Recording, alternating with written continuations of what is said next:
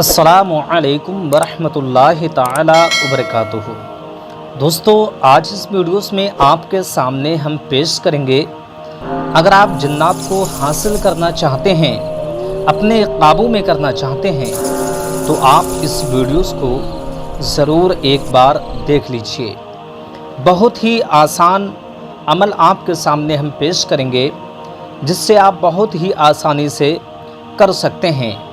कोई इसमें ज़्यादा बड़ा कोई अमल नहीं है, ना ही कोई ज़्यादा बड़ा वजीफ़ा है।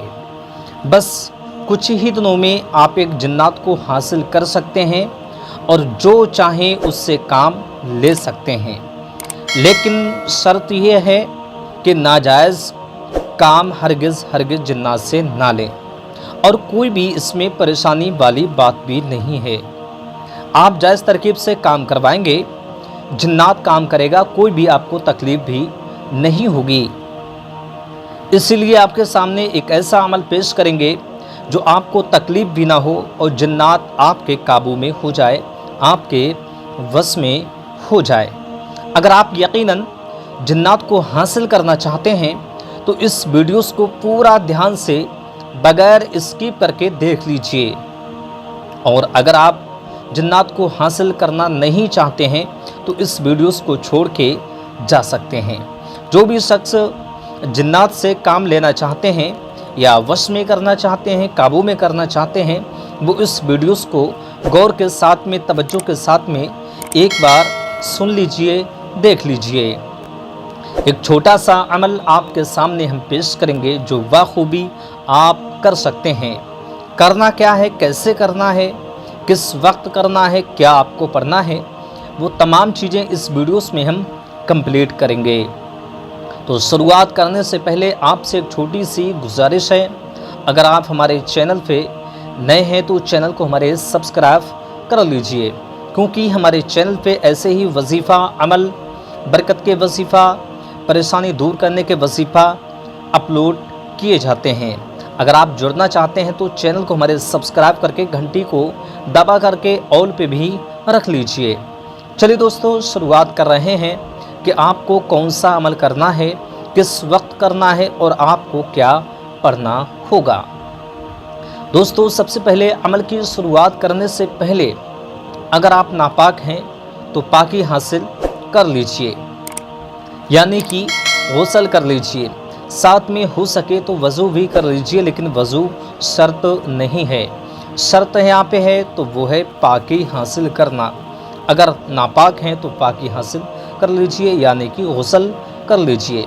उसके बाद में रात के 12 बजे के वक्त आपको अपने मकान में या किसी ऐसी जगह पे, जिस जगह पे लोग आते जाते ना हों, ऐसी जगह पे एक जगह आपको तलाश कर लेनी है, जिस जगह पे आप बगैर शोर शराबा के अमल आसानी से कर सकें।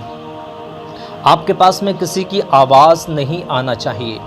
रात के 12 बजे के बाद में, उसके बाद में आपको ये अमल करना होगा। इसमें कोई परेशानी वाली बात नहीं है, कोई तकल्लुफ़ वाली बात नहीं है, बहुत ही आसानी से आप कर सकते हैं। इससे आपके जहन में ये चलता होगा कि शायद रात के 12 बजे कोई तकलीफ़ हो सकती है, हरगिज़ नहीं। आप जिस तरकीब से आपके सामने हम पेश करेंगे, उसी तरकीब से अगर आपने अमल किया तो आपको कोई भी किल्लत परेशानी नहीं होने वाली है। उससे हट करके करेंगे तो मेरे पास में इसकी कोई भी गारंटी नहीं है। लेकिन जिस तरकीब से मैं आपको बता रहा हूँ, उस तरकीब से अगर आपने किया तो इंशाअल्लाह तबारक व तआला आपको बहुत बड़ी कामयाबी हासिल हो जाएगी। करना आपको क्या है, पहले तो जगह तलाश करनी है आपको तन्हाई की हालात में, जिस जगह पे कोई आता जाता ना हो, कोई शोर शराबा आपके पास में हो ना सके, ऐसी जगह आपको तलाश कर लेनी है। साथ में आपको तस्बीह ले लेना है, जिससे कि जो अमल करें, जो दुआ पढ़ें, गिनती में कोई भी मिस्टेक ना हो सके। उसके बाद में अकेले तन्हाई की जगह में आप इत्मीनान से बैठ जाइए।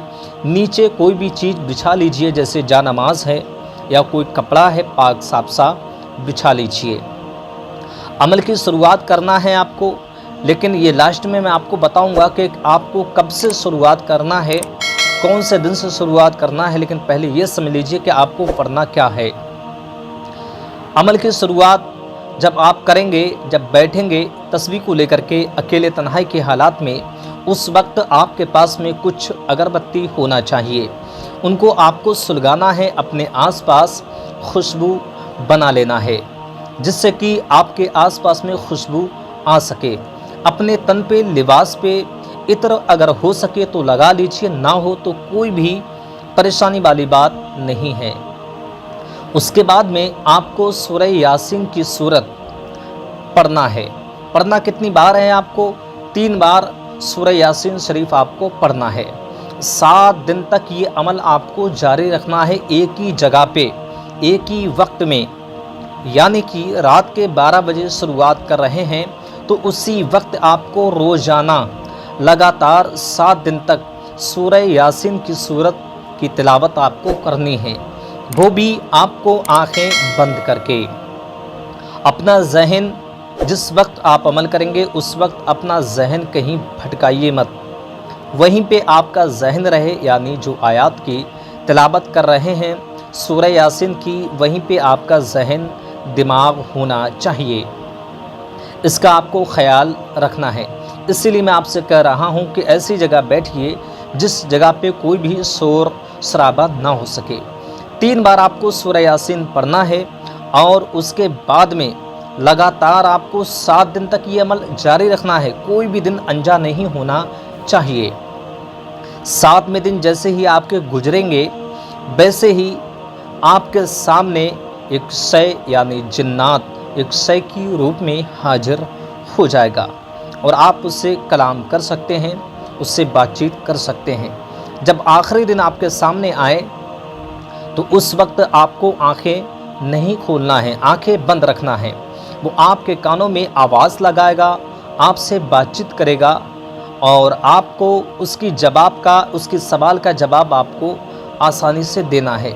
जो भी पूछना है आपको बताते रहना है। उसके बाद में जब आपको जिन्नात से काम लेना हो तो एक बार सूरह यासीन पढ़ने के बाद में काम उससे ले लीजिए। वो अपना नाम बताएगा, आपको उसका नाम जहन नशीन करना है, जहन में रखना है और आप उसे जो चाहें वो काम करवा सकते हैं। लेकिन ध्यान रखिए, नाजायज़ काम हरगिज़ ना करवाएं। अब दोस्तों आपको ये बता देते हैं कि कौन से दिन से शुरुआत आपको अमल करना है। ये दोस्तों जब भी चाँद दिखे, चाँद की पहली तारीख दिखे, उसके बाद में जो पहली जुमरात पड़े, 9 चंदी जुमरात को, यानी नया चाँद दिखे, उसके बाद में जो पहली जुमरात पड़े, उस जुमरात की रात से आपको शुरुआत करना है, यानी रात के 12 बजे उस दिन से आपको शुरुआत करना। दिन आपका जुमरात का होगा और यानी कि जिस दिन चाँद की पहली तारीख हो, उस दिन के बाद में जिस दिन भी जुमरात पड़ जाए तो उसी की रात से आपको ये अमल करना होगा। 7 दिन तक आपको जारी रखना है। लेकिन एक बात मैं आपको बता देता हूँ, ये अमल वही शख्स करे जिसके पास में हिसार हो, यानी कि हिसार की उसको नॉलेज हो, अपना हिसार बनाना जानता हो, वही इस चीज़ को अमल करें। अगर आपके पास में हिसार की नॉलेज नहीं है तो कमेंट बॉक्स में कमेंट कीजिए, मैं आपको हिसार करना भी बता दूंगा इंशाअल्लाह तबारक व तआला।